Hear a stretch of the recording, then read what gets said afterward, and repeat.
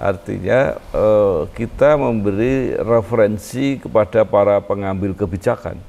Jadi tidak sekedar supaya ditonton atau dibaca beramai-ramai sebanyak mungkin orang, tetapi kita targetnya adalah pengambil kebijakan ini mempunyai referensi, mempunyai data, mempunyai pertimbangan, mempunyai wawasan yang cukup untuk mengambil keputusan yang akhirnya juga berdampak untuk orang banyak. Nah, jadi setiap masalah yang terjadi selalu kita carikan referensinya. Jadi bukan sekedar pokoknya ini saya berikan terserah Anda mau apa silahkan, tidak seperti itu. Nah, justru karena itu kami merasa itu perlu karena untuk pendamping yang sudah ada. Jadi di pasar kan sudah ada. Nah, inilah yang kita ingin masuk. Mungkin segmennya tipis, tetapi mudah-mudahan ini bermakna. Telah terbit Majalah Politik Indonesia edisi ke-8 April 2025. Dengan topik Jalan Tengah TNI untuk Bangsa dan Negara. Ingin tumbuhkan ekonomi sampai 8% hingga akhir tahun. Anjoknya IHSG masih terjangkau mitigasi. Dan pejuang demokrasi pembela rakyat kecil. Untuk berlangganan dan informasi lebih lanjut, dapat menghubungi kontak yang tertera pada video.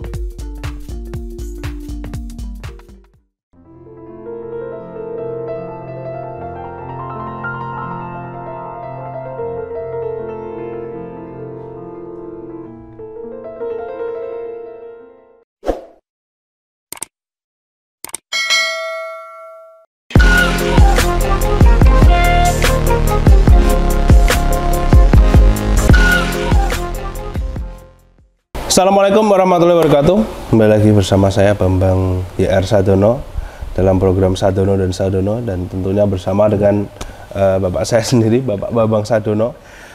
Sebelumnya kami dari tim Majalah Indonesia sekaligus tim Inspirasi untuk Bangsa, Inspirasi Jawa Tengah dan Bangsa TV mengucapkan selamat Hari Raya Idul Fitri, selamat Lebaran untuk yang merayakan. Semoga Lebaran tahun ini menjadi berkah. Tentunya bagi kami dan bagi kita semua seperti itu. Kemudian ini kita memang sudah cukup lama ya sejak episode Sadono sebelumnya, karena ya memang seperti yang sudah kita ketahui, tim kami membuat beberapa majalah. Ini 4 majalah sudah dari tahun lalu bahkan ya, dan itu mingguan juga rilisnya kalau per bulan. Jadi memang cukup penuh dengan beberapa interview atau wawancara-wawancara eksklusif, yang online, yang offline. Jadi memang waktunya cukup luar biasa. Tapi ini Bapak menentukan dalam situasi Lebaran ini kita coba address lah ini bagaimana majalahnya selanjutnya akan bagaimana, sekaligus juga kembali lagi rilis untuk video Sadono dan Sadono. Ya. Selanjutnya mungkin pembukaan dari Bapak. Assalamualaikum warahmatullahi wabarakatuh. Nah, tentu untuk semua komunitas, semua pembaca, semua subscriber, pelanggan, selamat Hari Raya Idul Fitri, minal aidin wal faizin. Lebaran baru saja berlalu, tapi kita langsung bekerja lagi untuk menyajikan informasi yang mudah-mudahan bermanfaat untuk masyarakat pada umumnya dan para pelanggan pada khususnya. Terima kasih, saya kembali diwawancarai oleh Bambang Sadono Junior, Bambang JR Sadono. Iya, jadi mungkin langsung aja ke pertanyaan. Ini kan kita akan membahas mengenai majalahnya nih. Jadi kalau yang pertama itu mungkin tadi kan sudah dibilang juga bahwa kita sibuk ngurusin buat 4 majalah ini. Jadi mungkin videonya di Bangsa TV mungkin agak gimana. Tapi kalau untuk tantangan terbesarnya sendiri itu apa sih untuk membuat 4 majalah ini? Tentu tantangan terbesar, kecuali environmentnya ya, lingkungan besarnya ini juga cukup menantang, tetapi di dalam pengelolaan media itu pertama tentu menyangkut masalah produksi. Nah, yang kedua tentu menyangkut masalah bagaimana proses penyajiannya, dan yang tidak kalah penting adalah proses pembiayaannya. Itu juga masalah yang memerlukan perhatian, dan juga itu berkaitan langsung dengan proses marketing atau penjualannya. Saya kira itu masalah-masalah itu. Jadi pertama misalnya kita menyangkut produksi. Majalah ini memang terbit bulanan, tapi karena sekaligus 4 majalah itu ya rasanya 1 bulan 4 ya sama dengan 1 minggu kita membuat 1, tapi cuma waktunya aja yang bersamaan. Nah, yang selalu menjadi tantangan adalah bagaimana mengumpulkan bukan hanya bahan-bahan yang cukup, tapi bahan-bahan yang memang sesuatu yang diperlukan, karena kita mempunyai prinsip bahwa berikanlah apa yang dibutuhkan, bukan apa yang diinginkan. Nah, ini yang mungkin berbeda dengan semangat media pada umumnya, kan selalu memenuhi keinginan orang yang menjadi minat untuk diketahui. Nah, kita agak beda karena kita ingin mencoba memberi apa yang sebenarnya dibutuhkan. Iya. Premis tersebut itu kan sebenarnya apa yang membuat kita berbeda dengan yang lain, seperti itu ya. Tapi kan di lingkungan saya sendiri mungkin lingkungan Gen Z seperti itu ya, dan kemudian pengusaha-pengusaha yang lainnya tuh selalu jika saya mungkin berinteraksi atau bagaimana mengenai model bisnis dan lain-lain, itu pada kaget semua gitu sebenarnya. Ini kok maksudnya media tapi mengacunya tidak pada konsumen gitu loh. Nah itu terus uangnya dari mana dan goalsnya apa gitu. Sebenarnya ini juga konsumen, tapi konsumennya terbatas. Artinya kita memberi referensi kepada para pengambil kebijakan. Jadi tidak sekedar supaya ditonton atau dibaca beramai-ramai sebanyak mungkin orang.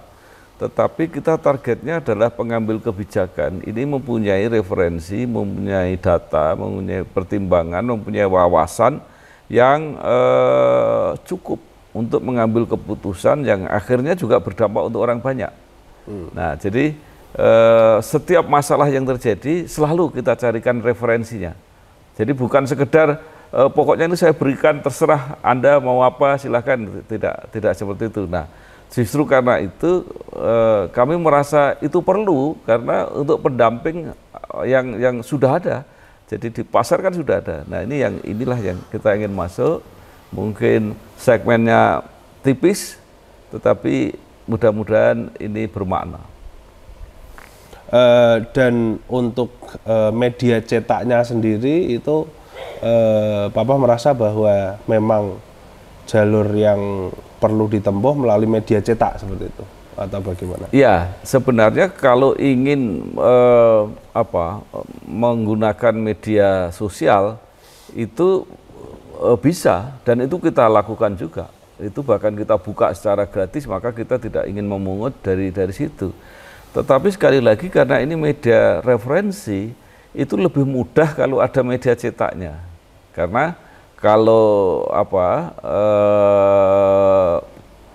mencari itu lebih gampang, ya, lebih gampang, dan menurut saya lebih praktis dan lebih punya kekhasan tersendiri.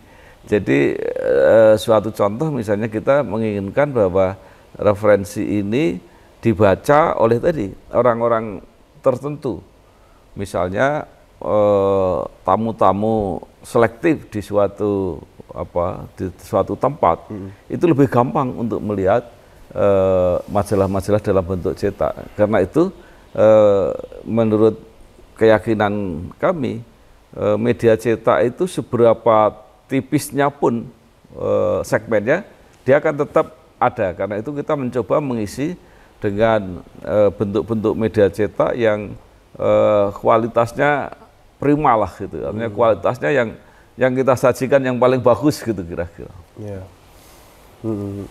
Nah, sebelum kita mungkin lanjut lagi ke respons dan juga mengenai rencana ke depannya, mungkin ini langsung memberitahu aja bahwa ini kan sudah April juga ya, akan ada 4 majalah baru lagi di masing-masing Politik Indonesia, Kampus Ekonomi dan Kesehatan, dan itu mungkin masuk sedikit ke bahan-bahannya ya, yang lumayan menarik juga karena beberapa topik terkini yang berpengaruh terhadap kehidupan banyak orang juga ada di situ.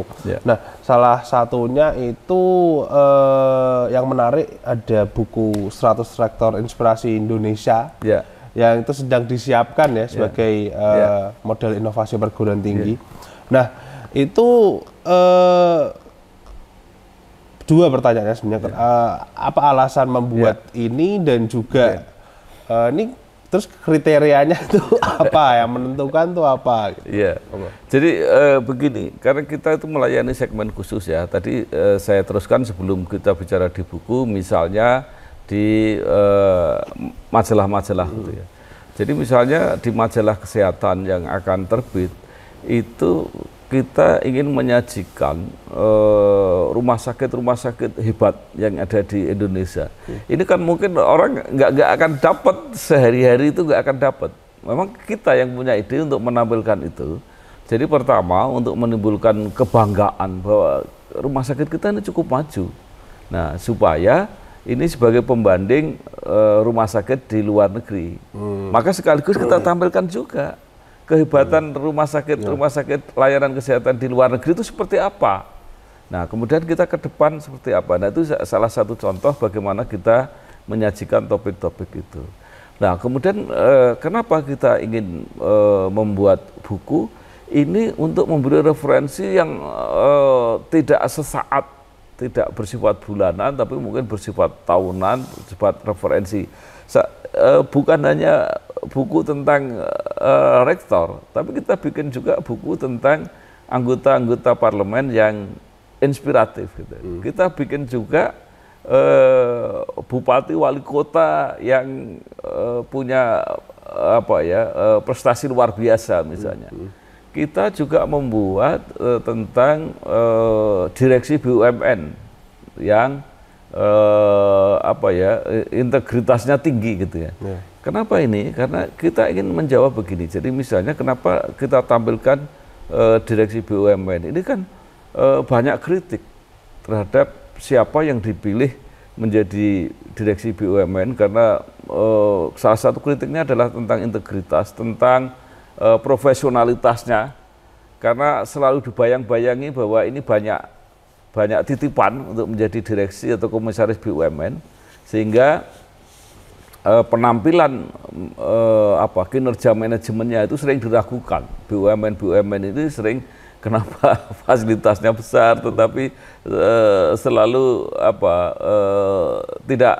tidak menguntungkan gitu misalnya itu. Nah, kemudian kenapa kita bikin rektor? Ya. Perguruan tinggi di Indonesia itu 4.000 lebih. Ya. Tentu daripada masing-masing pimpinan perguruan tinggi itu belajar dengan segala usahanya sendiri, pengalamannya sendiri, mungkin akan lebih bagus kalau ada referensi bagaimana pimpinan-pimpinan atau rektor yang sukses ini itu menularkan juga pengalamannya. Jadi itu untuk belajar lebih gampang, supaya perguruan tinggi di Indonesia itu lebih cepat maju. Kita kan selalu mengatakan world class university, ya, akreditasi internasional. Tetapi best practice yang mau kita tiru itu yang mana? Itu. Nah, kemudian juga misalnya tadi mengenai bupati wali kota. Di Indonesia ini ada 500-an lah bupati wali kota baru yang secara bersama-sama dilantik akan bekerja bersama-sama. Nah, kalau mereka mendapat referensi itu kan apa ya, tidak terlalu lama daripada misalnya, oh saya punya masalah sampah, oh lebih baik belajar di daerah ini yang pengelolaannya bagus. Oh, saya punya masalah banjir rob. Oh, ini yang lihatnya ke sana. Nah, itulah kita mencoba tadi menyediakan apa yang dibutuhkan sebenarnya. Jadi kita juga merencanakan untuk membuat buku tentang advokat, penasihat hukum, pengacara yang ideal. Itu kan kita sering berdebat. Itu advokat yang bagus itu yang seperti apa sih gitu ya. Terutama bagi anak-anak muda yang ingin mencari referensi. Nah, itu kita coba siapkan. Jadi menerbitkan majalah yang memberikan informasi praktis dan aktual, relevan pada suatu saat tertentu, tapi kita juga sediakan referensi-referensi yang untuk jangka panjang, untuk direnungkan dalam jangka panjang. Ada juga tentang buku tentang anggota parlemen yang legendaris setelah gitu. Jadi luar biasa di DPR RI itu ada anggota yang sudah 5 kali, 6 kali, 7 kali. Nah itu kan luar biasa pengalamannya. Kecuali bagaimana dia bertahan sebagai anggota DPR RI juga mungkin bisa dipelajari. Apa saja yang sudah dikerjakan. Itu. Di DPD RI ada orang, masih ada, yang menjadi anggota itu sejak DPD pertama. Nah, jadi kenapa kita nggak belajar dari mereka-mereka ini? Nah inilah jadi kalau kita simpulkan bahwa kanal inspirasi untuk bangsa, kemudian Bangsa TV, kemudian majalah Politik Indonesia, Kampus Indonesia, Ekonomi Indonesia, dan Kesehatan Indonesia, ini berusaha menyediakan referensi, itu kan sama dengan tagline kita, yaitu memberi inspirasi, motivasi, dan edukasi. Ya. Jadi ya itulah yang kita kerjakan, mudah-mudahan ada manfaatnya.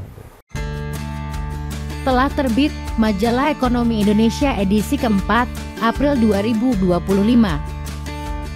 Membahas mengenai pengaruh Bank Emas untuk pertumbuhan ekonomi Indonesia, dampak Koperasi Merah Putih dalam hadirkan kesejahteraan rakyat secara konkret, peran partai PAN lama dan baru dalam membangun perekonomian Indonesia, serta kesiapan Indonesia dalam mewujudkan swasembada ekonomi hijau.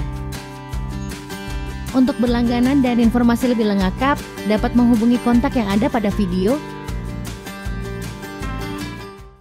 Iya, berarti memang menonjolkan kelebihan seperti itu ya, karena kan memang juga mungkin kalau untuk DPR dan DPD sekarang mungkin lagi nggak itu juga ya, jadi mungkin kita berusaha menunjukkan itu juga. Nah, kalau untuk ekonomi Indonesia sendiri ini menurut saya lumayan menarik ya, maksudnya kenapa memilih untuk memajukan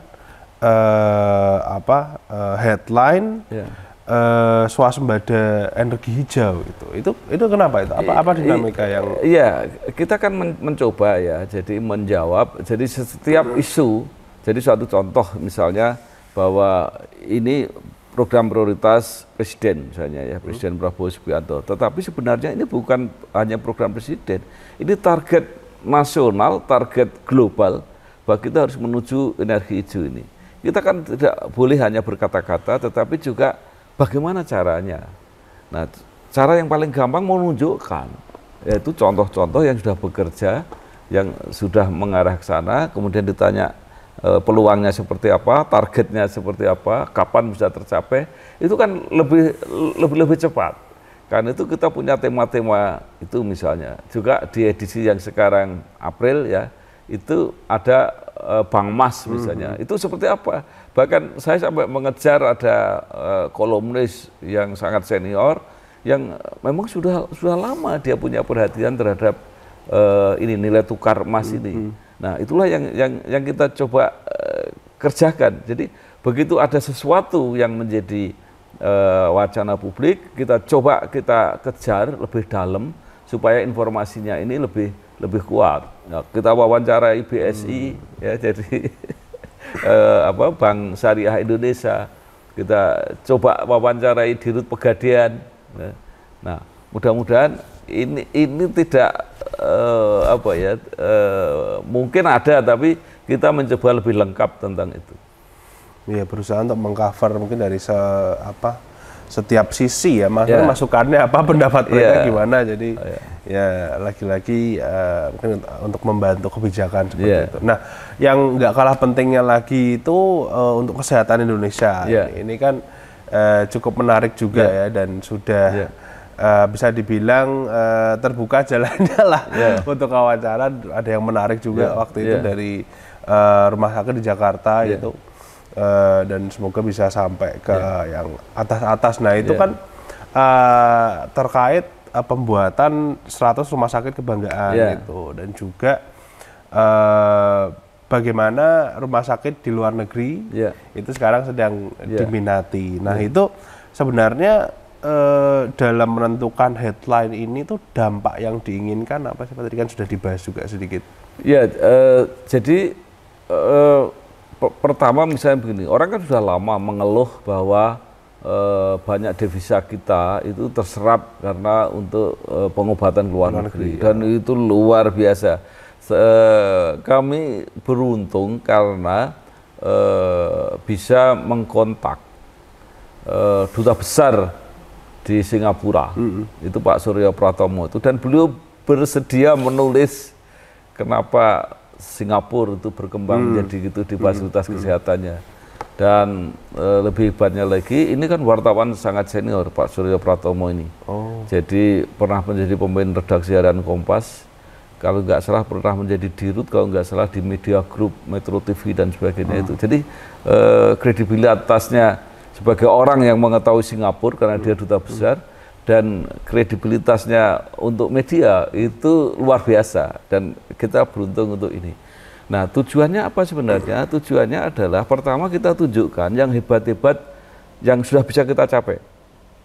Rumah sakit jantung kita ini hebat, dan sekarang sedang membina seluruh rumah sakit daerah supaya bisa operasi jantung terbuka. Itu hebat. RSAB rumah sakit Bunda Anak dan Bunda Jakarta Harapan Kita itu juga hebat. Dia adalah rumah sakit yang program bayi tabung pertama di Indonesia. Kemudian ada rumah sakit otak nasional. Banyak sekali yang hebat. Tetapi apa sebenarnya masalahnya kalau orang masih tertarik berobat ke luar negeri? Nah, ini kita bahas supaya apa? Supaya yang di Indonesia yang sudah hebat-hebat ini juga mempunyai referensi. Oh, itu toh yang dipikirkan orang. Dan pemerintah juga membuat kebijakan akan membuat kawasan ekonomi khusus kesehatan di Bali. Nah, itu juga untuk menarik orang berwisata ke Bali, tapi kalau yang punya masalah kesehatan sekaligus bisa berobat di sana. Jadi ini menarik. Kita wawancara dengan Wali Kota Surabaya, Pak Edi Cahyadi, itu juga bilang medical tourism itu dikembangkan juga di Surabaya. Nah, inilah masalah-masalah. Ini kita berikan referensinya. Silahkan kalau mau. Ada rumah sakit swasta di Solo yang cukup hebat, yang mempunyai PET scan namanya, itu yang bisa mendeteksi kanker di seluruh tubuh. Dia bisa dengan detail. Jadi mudah-mudahan lah apa yang kita berikan ini, kita memberikan sesuatu yang karena mungkin kalau nyari-nyari pun juga belum tentu dapat informasinya ini kita kumpulkan. Dan kalau itu jadi satu majalah kan gampang.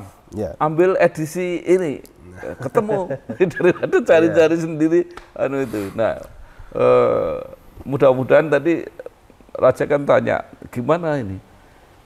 Kita edisi online-nya gratis, ya. Media cetak kita tawarkan terbatas. Maka sebenarnya tumpuan kita pada iklan. Ya kita tawarkan, siapa yang mau ya mudah-mudahan ada yang mau dan kami berusaha juga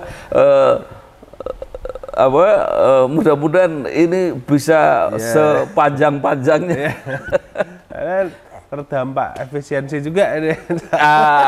Itu salah satu yang efisiensi biasanya orang memangkas biaya iklan.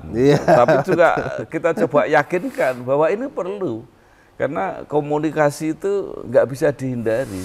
Kalau komunikasinya terbatas, kita ada tulisan juga, itu bisa menimbulkan kesalahpahaman terhadap pemerintah juga. Jadi ya mudah-mudahan baik pemerintah maupun lembaga-lembaga swasta, lembaga bisnis punya kebijakan tetap menjaga komunikasi publiknya itu dengan baik. Iya betul. Kita selalu berkomunikasi terkait apa yang dikeluarkan. Tapi berbicara mengenai kebijakan negara tadi, efisiensi, ada kebijakan negara yang lain yang sedang panas saat ini langsung berhubungan dengan politik Indonesia, yaitu RUU TNI, dan itu dibahas juga nanti politik Indonesia yang April. Judul topik utamanya adalah Jalan Tengah TNI untuk Bangsa dan Negara. Dan itu isinya apa? Pasti menarik sekali. Apalagi ada juga mitigasi IHSG juga ada di politik Indonesia. Jadi mungkin itu kalau bisa dibaca sendiri, karena itu pas sudah tidak usah dijelaskan kenapa itu menarik seperti itu ya. Itu sudah menjadi topik pembicaraan banyak orang. Tapi mungkin apabila ada yang ingin ditambahkan sedikit mengenai topik tersebut. Tadi sudah disampaikan kan, kita itu yang beda kan sudutnya. Faktanya sama, tapi sudutnya sama. Kalau kita hanya rame-rame memberitakan demo, memberitakan orang yang tidak puas terhadap revisi Undang-Undang TNI, ya dari mana-mana sudah dapat. Tapi kita cuma hanya mengingatkan bahwa TNI suka atau tidak suka itu adalah aset bangsa dan negara yang cukup potensial ya. Sekolahnya mahal, pendidikannya, karirnya juga mahal. Kalau potensinya itu tidak dimanfaatkan, sebenarnya negara yang rugi. Tapi kan juga jangan sampai bahwa dia mendominasi sehingga terjadi ekses seperti dulu ada fungsi ABRI dan sebagainya. Itu tetap harus kita jaga, tetapi juga jangan sampai potensi-potensi yang luar biasa ini tidak termanfaatkan dengan baik. Satu. Kemudian tanya indeks harga saham gabungan yang jatuh ya. Orang kan terus mau gelap gulita lah pokoknya itu. Enggak, memang jatuh, tapi kan kemudian bangkit lagi. Nah, yang kita beri semangat itu bangkitnya itu. Jadi kalau di dalam bisnis terpuruk, jatuh, bangkrut itu biasa. Yang luar biasa adalah kalau bisa bangkit lagi. Nah, ini kan kita cara apa yang harus kita lakukan dan kenapa kita bisa sampai jatuh. Dan apa yang kita lakukan supaya bisa bangkit ke depan apa? Inilah yang harus kita beri semangat. Jangan sampai kita menjadi bagian yang ikut sibuk menyuramkan diri gitu, membuat sedih, menularkan ketidaksemangatan itu. Justru kita ngambil posisi itu. Ayo kita semangat, karena kalau nggak kita sendiri mau bangkit siapa? Ya, inilah yang posisi yang memang kita ambil di situ. Itu mungkin sedikit spoiler terkait artikelnya itu ya tadi dua itu, karena sumber-sumbernya juga kredibel kalau tidak salah. DPR apa siapa? Ya, kita wakil ketua Komisi 1. Ya, saya kira ya suka nggak suka memang itu lembaga resminya. Dan indeks harga saham kita wawancara dengan Direktur Utama Bursa Efek Indonesia. Nah itu kita mau kemana lagi kalau kalau sudah kita dapat yang seperti itu? Memang sudah akurat dan memang kita sudah berusaha juga untuk mencapai sumber-sumber kredibel ini ya. Dan untuk yang masih bingung juga, tadi konten-konten tadi bisa dibaca semua di majalah Indonesia.online. Kalau artikelnya belum ada, sudah ada bentuk digitalnya. Yang paling bawah mungkin agak dicari sedikit, agak di bawah itu sudah ada edisi lengkapnya setiap awal bulan seperti itu. Dan setelah tadi topik-topik yang menarik mungkin ya kita masuk lagi ke majalah Indonesia secara keseluruhan ya. Itu sebenarnya udah pernah dapat review atau respon gitu nggak sih Pak? Maksudnya respon pembaca tuh seperti apa sih? Papa dapat feedback gitu nggak? Ya, feedback yang paling umum selalu mengatakan majalahnya bagus. Fisiknya. Tapi saya meragukan juga isinya seperti apa. Nah, tetapi dengan banyaknya tokoh-tokoh yang bersedia diwawancara, bersedia menjadi pelanggan dan sebagainya, ya mudah-mudahan lah ini sesuatu yang tumbuh. Saya yakin bahwa ini belum apa-apa, kita akan mulai. Ya, mungkin sejarah masih akan lama. Nah, karena itu saya juga selalu berharap ada generasi-generasi muda yang tertarik untuk terjun di sini dan melanjutkan perjuangan ini. Ya.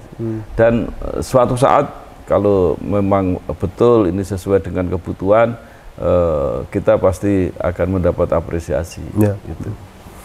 Nah, setelah feedback tadi nih untuk tadi kan untuk bulan ini sudah itu ya terkait planning bulan ini tadi ada buku mungkin 100 rektor, kemudian 100 rumah sakit. Nah, kalau untuk rencana ke depannya nih, ini kan mungkin kita tanya ini kan beberapa bulan yang lalu.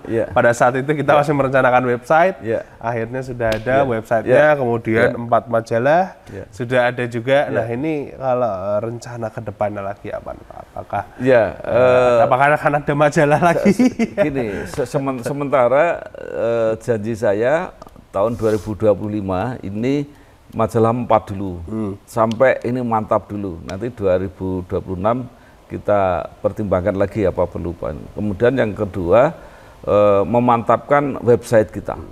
Jadi website kita itu sekaligus 4 majalah ada di situ, beritanya, informasinya terus berkembang. Jadi sebelum masuk ke cetak sudah masuk ke situ dulu. Yang penting iklan-iklan sebelum masuk ke cetak kita pasang dulu juga di media online-nya. Nah, ini mudah-mudahan makin lama makin baik, makin lama makin banyak yang mengakses. Memang kalau untuk media cetak kita baru melayani pelanggan. Jadi jangan ragu-ragu, kontak kami pasti akan kita layani. Kalau berlangganan sekaligus beberapa majalah artinya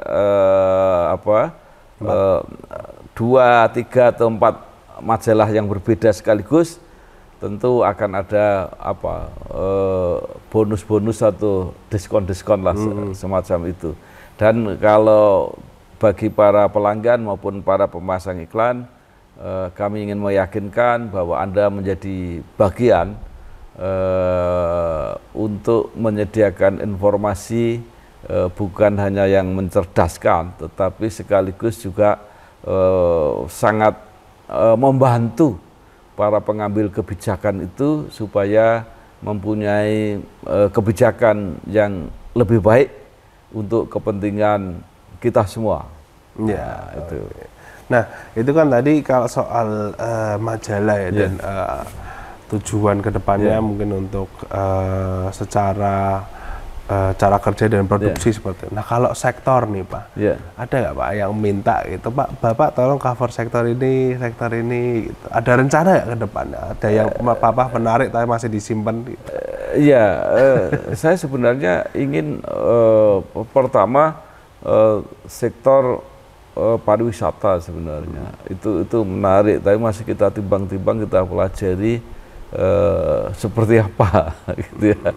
Itu juga menarik. Kemudian pendidikan menengah itu saya juga sedang memikirkan untuk masuk di kampus itu, karena orang menarik juga mencari sekolah-sekolah yang bagus itu kan juga. Ya, baru-baru ini juga kemudian nanti 30 April ada UTBK. Ya, jadi itu juga sedang kita pertimbangkan. Kemudian mengenai buku-buku itu juga akan terus kira-kira yang menjadi kebutuhan di masyarakat ini seperti apa. Sekali lagi masyarakat ini adalah komunitas khusus apakah komunitas pendidikan, apakah komunitas bisnis, komunitas pemerintahan, itu yang sedang kita layani. Tapi dampak pada akhirnya itu adalah untuk seluruh masyarakat. Karena itu website kita itu kita buka seluas-luasnya, jadi siapapun yang pengen silahkan lihat di situ, dan tidak ada hambatan untuk membayar dan sebagainya. Ya, kemudian pertanyaan terakhir ini dengan berbagai isu yang diangkat dalam 4 majalah ini, sebenarnya apa pesan utama yang ingin disampaikan dan harapan kedepannya apa dampak yang Papa harapkan ke majalah ini? Begini, ini adalah cara yang paling mudah untuk belajar. Sebenarnya itu pada akhirnya ini adalah untuk generasi muda. Jadi kalau orang ingin belajar menjadi anggota parlemen yang baik, itu kira-kira seperti apa? Itu yang ingin kita sediakan. Jadi untuk mereka yang sedang jadi, kita sediakan harapan-harapan masyarakat atau apa-apa yang harus mereka lakukan, jadi referensi mereka. Tapi bagi generasi muda, termasuk tadi yang pengen jadi advokat dan sebagainya, kita beri ini loh, yang ideal itu, dan ada contoh-contohnya, dulu ada begini, ada begitu. Nah kemudian juga pengelola perguruan tinggi, daripada misalnya tiba-tiba orang diangkat jadi rektor, misalnya ini apa ya yang baik, yang ada gitu. Itu udah ada, referensinya ada. Itu yang menjadikan kita lebih cepat belajar, karena pengalaman orang lain sudah kita kumpulkan, nggak perlu uji coba-coba dulu gitu. Nah, tidak perlu hit and run dulu lah, udah ada bahan-bahannya. Nah itulah yang selalu menjadi pemikiran kita, dan teman-teman mengharapkan bahwa kita tadi bisa memberi menjadi referensi, menjadi inspirasi, menjadi motivasi, dan sekaligus memberi edukasi. Itu kan sejak awal menjadi tagline kita. Nah inilah yang terus kita kembangkan, dan sekaligus juga mudah-mudahan ini menjadi alternatif baru di dalam pengelolaan media, sehingga teman-teman baru, karena ini banyak senior di media ini yang kayak sudah kehilangan harapan. Media ini sudah selesai lah gitu, media cetak udah selesai, medsos belum bisa mengganti, kan gitu terus mereka pikirannya. Enggak, ini bisa kita manfaatkan sarana teknologi digital ini. Saya sepenuhnya memanfaatkan itu, dan kita membuat environment baru, media yang tetap berguna dan sehat. Jadi kalau media tidak sehat dirinya sendiri, itu juga tidak bisa membantu orang lain. Kita kan mau membantu memberi referensi, tapi kita sendiri tidak sehat, ya, maka harus sehat. Ya, oke. Ya, terima kasih Papa sudah menyempatkan waktunya untuk membahas bagaimana kelanjutan dari majalah ini. Tentunya nanti kita akan ada video-video lainnya. Jangan lupa untuk cek majalah ini di majalah indonesia.online, subscribe ke channel Inspirasi untuk Bangsa, Inspirasi Jawa Tengah, dan Bangsa TV. Jika begitu, wassalamualaikum warahmatullahi wabarakatuh. Namun itu ya, ini juga mungkin belum dibahas ini ya Pak. Ya, jadi ada juga wawancara dengan Bapak Fajar Prasetyo itu. Itu juga adalah komisaris utama PT Garuda Indonesia. Ya, artinya bahwa selain via Zoom, kita juga safari keliling, ya, wawancara dengan Komut Garuda, wawancara dengan Dirut Rumah Sakit Jantung dan Pembuluh Darah. Kita juga pergi ke rektor Universitas Negeri Jakarta, dan kita masih akan keliling lagi. Ya, dan ini salah satu bentuk apresiasinya ya. Mungkin sedikit dibahas saja, nggak usah banyak-banyak. Dan itu ada di majalah yang mana Pak? Yang Ekonomi ya? Ekonomi Indonesia. Ekonomi Indonesia. Oke. Jadi bisa langsung dicek aja. Wassalamualaikum warahmatullahi wabarakatuh. Saya Bambang GR Sadono. Di program Sadono dan Sadono. Terima kasih, tetap di channel Bangsa TV. Waalaikumsalam warahmatullahi wabarakatuh. telah terbit Majalah Kampus Indonesia edisi ke-6 April 2025. Dengan topik Mundurnya Profesor Hikmanto sebagai Rektor setelah mencapai akreditasi unggul. Prediksi Profesor Suyanto tentang puncak disrupsi di tahun 2030. Juga Kampus Indonesia yang sedang mempersiapkan buku 100 Rektor Inspirasi Indonesia sebagai model inovasi untuk menyambut Indonesia Emas. Untuk informasi dan berlangganan, dapat menghubungi kontak yang ada pada video.